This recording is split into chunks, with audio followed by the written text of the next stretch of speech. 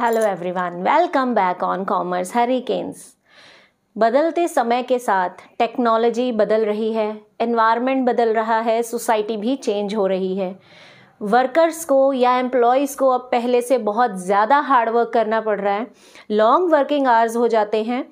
इतनी मेहनत करने की वजह से वो अपनी फैमिली को टाइम नहीं दे पाते हैं, तो उनकी प्रोफेशनल और पर्सनल दोनों लाइफ को जब वो बैलेंस नहीं कर पाते, ऐसी कंडीशन में वो एंजाइटी फील करते हैं या डिप्रेशन में जाना शुरू हो जाते हैं, चिड़चिड़े हो जाते हैं, हर समय अपनी ज़िंदगी से दुखी रहते हैं। तो ऐसी कंडीशन में उन्हें काउंसलिंग की ज़रूरत होती है और यही है हमारा आज का टॉपिक, जिसका नाम है एम्प्लॉय काउंसलिंग।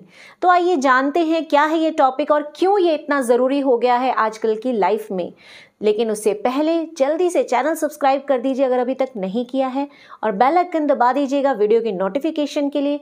वीडियो को शेयर करना मत भूलिएगा, लाइक कीजिएगा और कमेंट करके बताइएगा वीडियो आपको कैसी लगी। और एक और गुड न्यूज़ है कि मैंने हाल ही में अपना एक टेलीग्राम चैनल भी खोला है जिसका नाम है कॉमर्स हरिकेन्स। ठीक है, तो आप उसको भी ज्वाइन कर सकते हैं, जहाँ पर मैं आपको टॉपिक से रिलेटेड जो PDF है वो शेयर करती रहूँगी, ताकि आपको रीडिंग के लिए और ज़्यादा मटेरियल अवेलेबल हो जाए। तो चलिए स्टार्ट करते हैं आज का टॉपिक। ये रहा आपका टॉपिक, स्क्रीनशॉट ले लीजिए। टेलीग्राम चैनल का लिंक आपको वीडियो के नीचे डिस्क्रिप्शन में मिल जाएगा।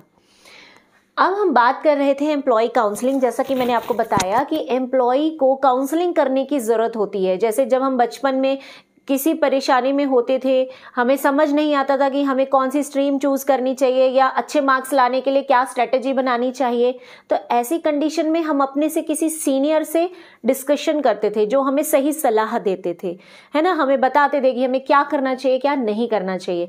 वैसे ही एम्प्लॉयज़ की काउंसलिंग के लिए भी एक एक्सपर्ट होते हैं जिन्हें हम काउंसलर कहते हैं। ये अपनी अपनी फील्ड में एक्सपर्ट होते हैं, साइकोलॉजिस्ट होते हैं, जो एम्प्लॉयज़ के साथ बातचीत करके उनकी प्रॉब्लम्स के सॉल्यूशंस निकालते हैं, उन्हें खुश करने की कोशिश करते हैं, उनके डिप्रेशन को, एंजाइटी को कम करते हैं ताकि वो अपनी लाइफ में खुश रह सके। तो जैसा कि मैंने आपको मीनिंग बताया, it means providing help and support to employees to face and sail through their difficult times in life. Life में जब भी कोई डिफिकल्ट टाइम आता है तो उसको फेस करने के लिए हिम्मत चाहिए। तो वो हिम्मत कौन देता है? Counsellor. Counselling is a guiding, advising, consoling and sharing. Counselling क्या होता है? दूसरे को गाइड करना, उसे सही सलाह देना। कंसोल यानी कि अगर वो बहुत ज़्यादा दुखी है तो उसको ये फील कराना कि ठीक है, मैं तेरा दुख समझ रहा हूँ और मैं तेरे इस दुख को कम करने की कोशिश करूँगा। ठीक है, सांत्वना देना उसे, और उसके साथ हेल्प शेयर करना ताकि एम्प्लॉयज़ अपने प्रॉब्लम्स के सॉल्यूशंस निकाल सकें जब भी उन्हें कोई प्रॉब्लम फेस हो।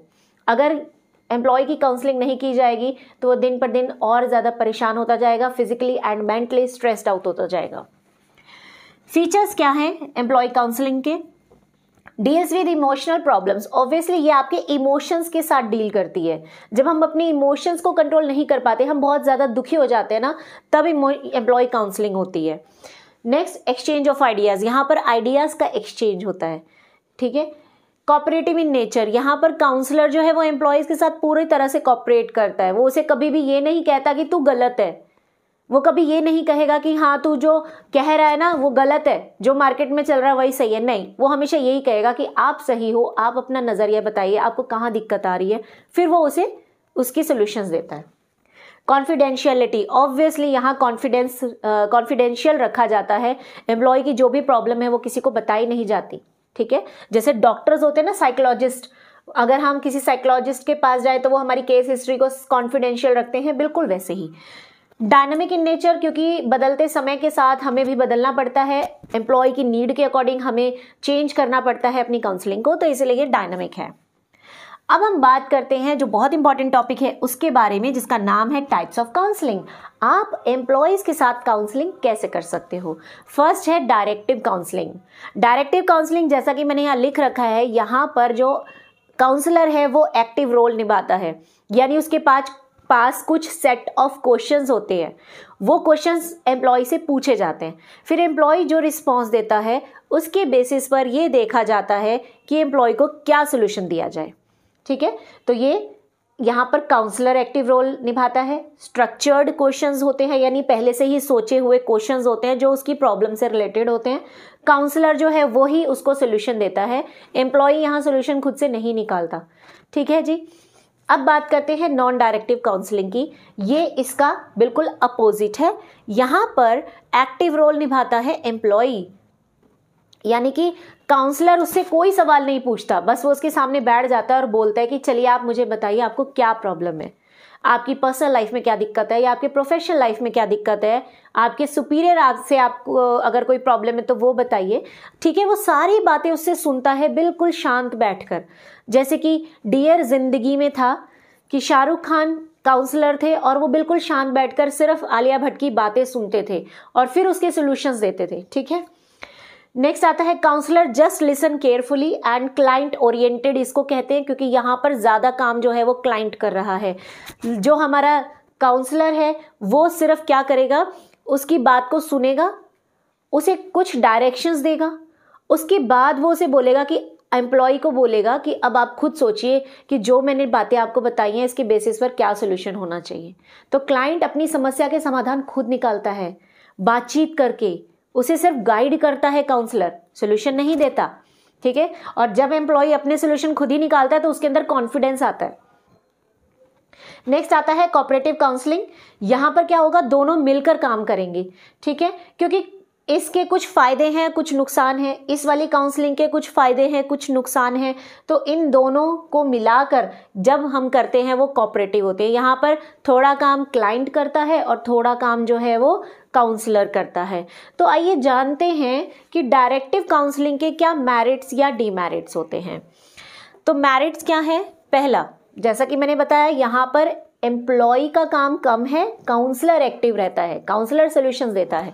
तो ये टाइम एफिशिएंसी मेथड है क्योंकि यहाँ पर ज़्यादा वक्त बर्बाद नहीं किया जाता। कुछ पहले से ही डिसाइड किए हुए क्वेश्चंस होते हैं, वो पूछे जाते हैं, उनके आंसर्स आते हैं और उसके बेसिस पर सॉल्यूशन दे दिया जाता है। प्रॉब्लम फोकस, यहाँ जो क्वेश्चंस होते हैं वो प्रॉब्लम को फोकस करते हैं। ठीक है, फालतू की कोई बात नहीं होती, यहाँ पर सिर्फ प्रॉब्लम से रिलेटेड बातें की जाती हैं। क्लियर गाइडेंस, काउंसलर जो है वो प्रॉपरली गाइड करता है, सही सॉल्यूशंस देता है। एम्प्लॉय को कुछ सोचने की जरूरत नहीं है, सिर्फ काउंसलर ने जो कहा उसे फॉलो करते रहना चाहिए। नेक्स्ट, रिलीज ऑफ टेंशन, क्योंकि जब एम्प्लॉय अपनी बातें बताता है और उसको सॉल्यूशन मिलते हैं तो उसकी समस्या का समाधान होता है, उसकी टेंशन कम हो जाती है। ऑब्जेक्टिव पर्पस, ऑब्जेक्टिव का मतलब एक मकसद है, उसको हासिल करने के लिए यहाँ पर काउंसलिंग की जाती है। यहाँ पर एम्प्लॉय की कोई इधर उधर की बातें नहीं की जाती।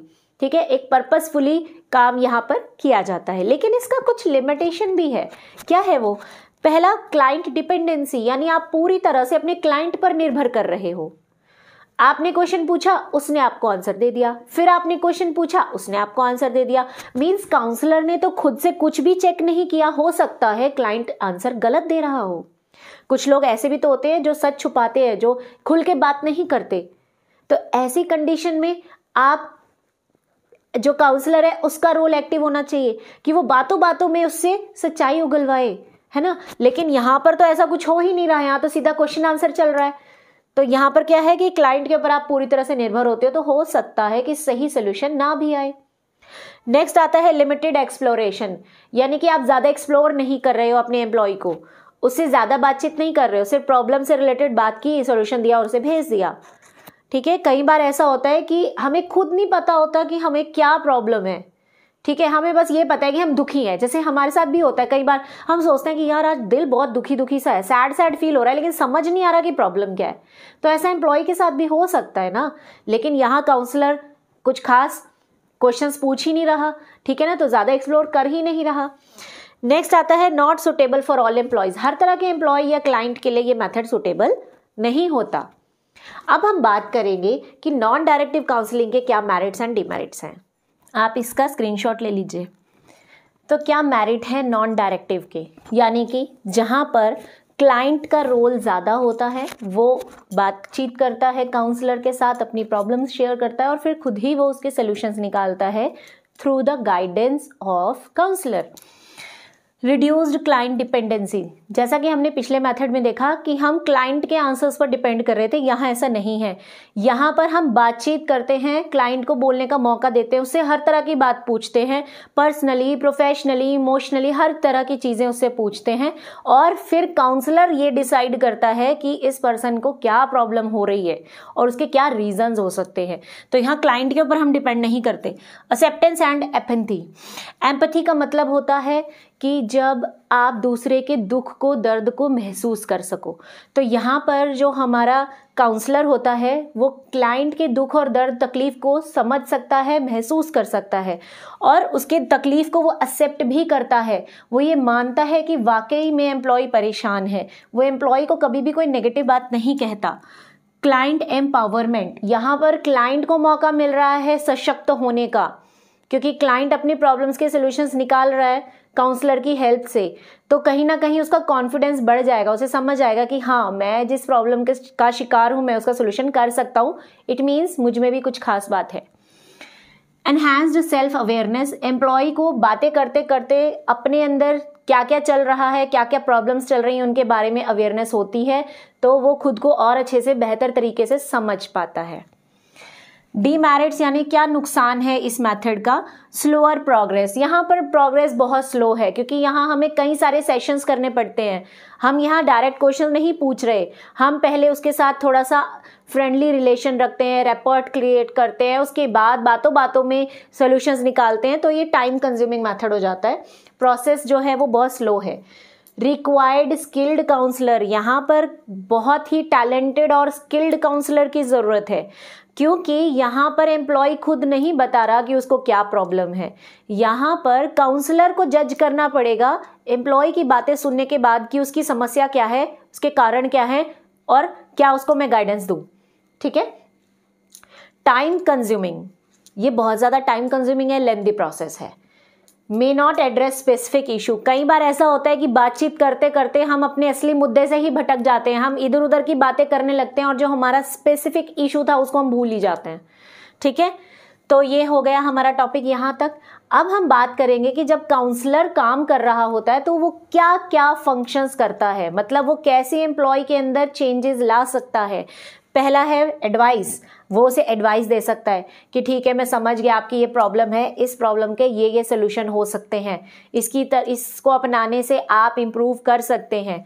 सेकंड, रीएश्योरेंस, यानी कि वो एम्प्लॉय को भरोसा दिलाता है कि तू जो कह रहा है वो सही है, जो तुम कर रहे हो वो सही है, ठीक है, प्रॉब्लम तो कहीं और ही है। तो उसको बातों में बहला फुसला के उसको अश्योर करता है कि अब तुम जो भी करोगे वो बिल्कुल सही होगा, खुद पे कॉन्फिडेंस रखो, सब सही हो जाएगा। ठीक है। नेक्स्ट, कम्युनिकेशन, यानी कि उसके साथ बातचीत करता है, उसको प्रॉपर फीडबैक देता है। कई बार ऐसा होता है ना कि हम भीड़ में भी अकेला महसूस करते हैं, हमारे पास कोई नहीं होता जिसके साथ हम अपनी प्रॉब्लम शेयर कर पाए, तो काउंसलर के साथ हम अपनी प्रॉब्लम शेयर करते हैं, यानी कम्युनिकेशन करते हैं। नेक्स्ट आता है रिलीज ऑफ इमोशनल टेंशन। जब आपको बात करने के लिए कोई मिल जाता है, आप अपना दुख उसके साथ बांट लेते हैं, तो कहीं ना कहीं आपको रिलैक्स फील होता है, तो वो टेंशन रिलीज करने का काम भी करते हैं। रीओरिएंटेशन, ये सबसे इंपॉर्टेंट है। काउंसलर का काम ये सब तो है ही, लेकिन अगर वो रीओरिएंटेशन नहीं कर पाया तो उसकी जॉब वेस्ट है, बेकार है उसका काम करना। अब ये रीओरिएंटेशन क्या है भाई? रीओरिएंटेशन का मतलब होता है कि अपने क्लाइंट की पर्सनालिटी को बदल देना। आपके पास एक क्लाइंट आता है जो बहुत दुखी है, हताश है, ज़िंदगी से परेशान है, काम में मन नहीं लगता, घर में मन नहीं लगता। अब ऐसे इंसान की बातें सुनकर समझकर सॉल्यूशंस तो दे दिए, लेकिन उस एम्प्लॉय के अंदर ये कॉन्फिडेंस भी तो जगाना है कि अगर फ्यूचर में दोबारा इस तरह की दिक्कत आए तो उसके सॉल्यूशन तुम खुद कर सकते हो। ऐसा थोड़ी ना है कि क्लाइंट बार बार आपके पास आएगा सॉल्यूशंस मांगने के लिए, है ना, ऐसा तो नहीं। आपको उस एम्प्लॉय के अंदर बदलाव लाना है, उसकी पर्सनालिटी में चेंजेस लाने हैं, और ये आप तभी कर पाएंगे जब आप उसे मेंटली स्ट्रांग बना पाएंगे। तो एक काउंसलर का सबसे इंपॉर्टेंट काम है अपने एम्प्लॉय की पर्सनालिटी में बदलाव लाना, उसे ही हम रीओरिएंटेशन कहते हैं। तो आई होप आपको कॉन्सेप्ट क्लियर हो गया है। ये टॉपिक इतना ही था। कमेंट सेक्शन में पूछिएगा, अगर आपका कोई डाउट है तो मैं रिप्लाई ज़रूर करूँगी। Till then, bye bye, have a good day.